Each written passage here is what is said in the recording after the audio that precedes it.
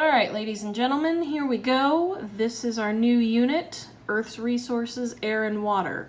So this unit, we're going to cover what the atmosphere is made of, why it's important to life on our planet.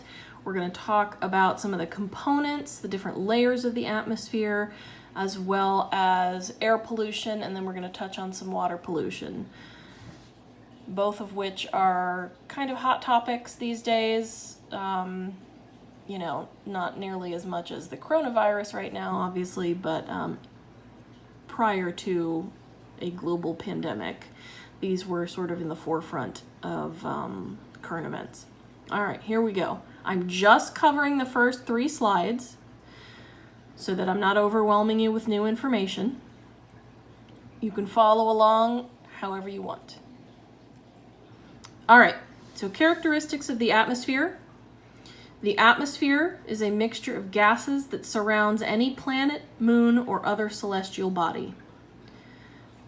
It helps, in the case of the Earth, it helps protect us from sun's radiation. It helps us regulate temperature. It's where all the weather takes place. It's like a nice, cozy blanket around the planet.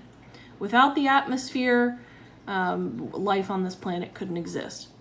Now, we are not the only planet in our solar system that has an atmosphere. Venus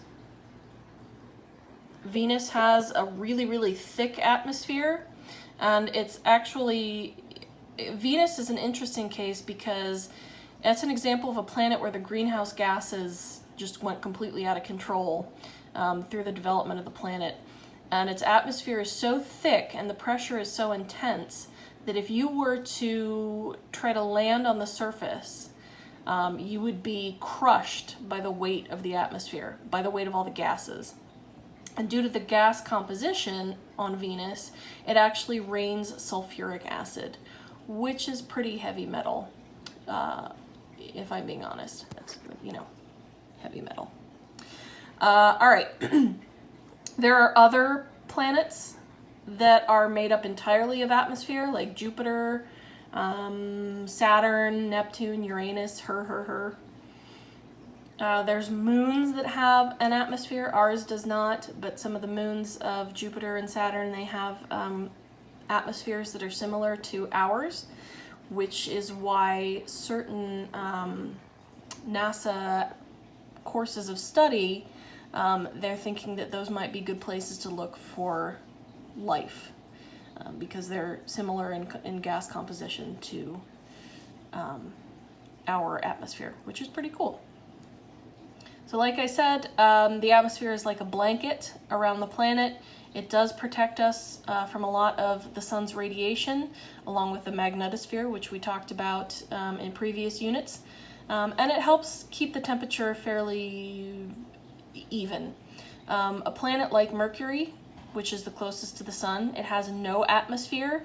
On the bright side, when the sun is facing the surface of Mercury, it's incredibly hot, and the side that's away from the sun is incredibly cold. And so we are able to maintain a relatively average temperature, sort of middle of the road temperature, thanks to our atmosphere. Otherwise, life would not exist. All right, so the composition of the atmosphere. When you think of atmosphere, you just kind of, you don't really think about it. It's just the air we breathe. But if we look at this pie chart right here, most of the air we breathe is actually nitrogen, and it's completely inert. We just breathe it in and breathe it right back out. It doesn't do anything for us. So 78% of the atmosphere approximately is nitrogen. 21% is oxygen. That's the air we breathe. That's what we need to survive right there, as you all know. And then argon, which is one of the noble gases, that makes up the next most abundant. And then everything else is 0.1%. An interesting thing about the composition of the atmosphere, it has not always been in this ratio. Back during the Carboniferous time period, where we get a lot of our coal reserves, Back in that time period, the oxygen percentage was much higher than it is today, and that's why we have these records in the fossil records of these giant insects, because the way insects absorb oxygen, they don't breathe, they don't have lungs like we do. They absorb it passively through their exoskeleton. They have little holes all through their their little bug bodies that allow for gas exchange. So they are limited in how big they can be because they the percentage of oxygen is low. When it was higher, that's when we had dragonflies with 6-foot wingspans. I mean, truly massive insects during that period of Earth's history, because there was a much higher percentage of oxygen in the atmosphere. So those are the individual elements. If we look over here, the most abundant compounds, meaning a combination of elements. You have carbon dioxide. That's a greenhouse gas. That's the one everybody is worried about in terms of global climate change. And then water vapor. So we've talked about water vapor before when we talked about our water units, both our ocean and river unit. But that's the humidity. That's clouds, and that's as water evaporates off of surfaces, that's going to be where the water comes from in the atmosphere. There's also solid particles like dust and pollen, especially pollen right now, very heavy in the atmosphere with everything blooming. If you have any seasonal allergies, guess what? This is what is driving you nuts right now, this pollen. And pollen is the male reproductive part of plants. So you are literally allergic to plant sperm. You're welcome. All right, next slide. All right. So in the coming slides, we're going to talk about how these different elements cycle through the planet. So we've talked about the water cycle before, and you guys have learned about that since you were little. But other things cycle through the Earth as well. There's an oxygen cycle, a nitrogen cycle. There's all these different cycles that allow these different elements to move through rock and land and the atmosphere and living things.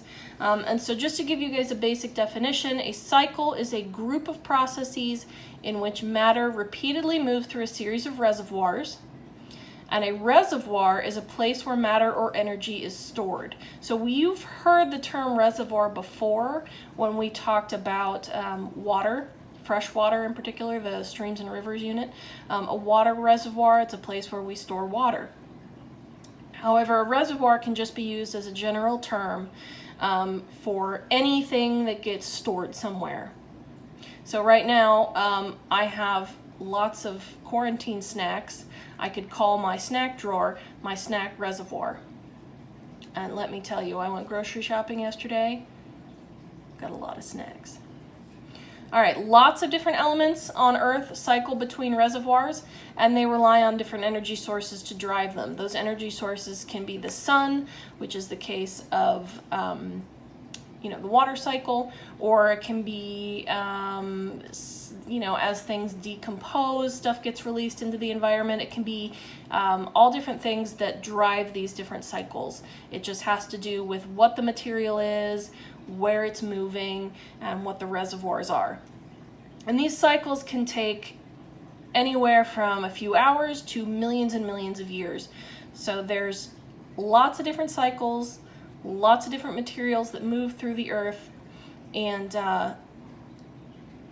we'll talk about those more tomorrow. I don't want to bombard you with new stuff. All right, so this is the first video of the new unit in terms of notes. Hopefully you found it interesting, and we will keep on keeping on tomorrow. Don't forget to check out the question of the day. There's no due date on that, but it is worth points. Talk to you guys tomorrow.